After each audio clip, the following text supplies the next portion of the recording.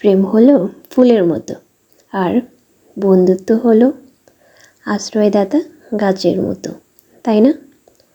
প্রকৃতি কখনো আমাদের সাথে প্রতারণা করে না, বরং আমরা নিজেরাই নিজেদের সাথে প্রতারণা করি, ঠিক না? আমরা মানুষরাই মানুষদেরকে ঠকাই, কিন্তু প্রকৃতি তা করে না। তাই আমি প্রকৃতিকে খুব ভালোবাসি। আসসালামু আলাইকুম, আমি বিথি জামান। সবাই কেমন আছেন? আমি আল্লাহর রহমতে সবাইকে নিয়ে ভালো আছি। আজকে আমি আপনাদের সাথে শেয়ার করব আমার হাতে লাগানো কিছু ফুল ও ফল গাছ।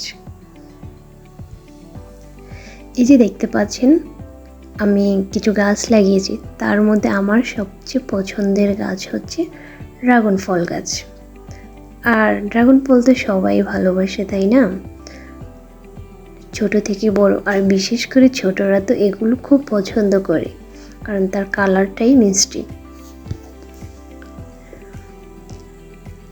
আমি এখানে 2টা ড্রাগন ফল গাছ লাগিয়েছি গত 6 মাস আগে। তো যেহেতু গ্রাম, অত ভালো প্লেস নয় লাগানোর জন্য, আর এগুলো সব জায়গায় হয় না, আর আমি এখানে লাগিয়েছি বাসার ছাদের উপরে।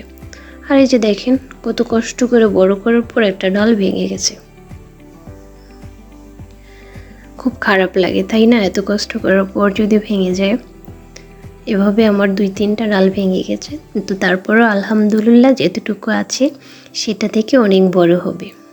আর এখানে 1 বালতি অ্যালোভেরা গাছ। আর গাছগুলো এত ঘন করে লাগিয়েছি, কি বলবো, একটু বড় হচ্ছে না। ইনশাআল্লাহ আরেকটা বালতির মধ্যে পাতলা করে লাগাবো, যাতে গাছগুলো খুব তাড়াতাড়ি বড় হয়ে যায়।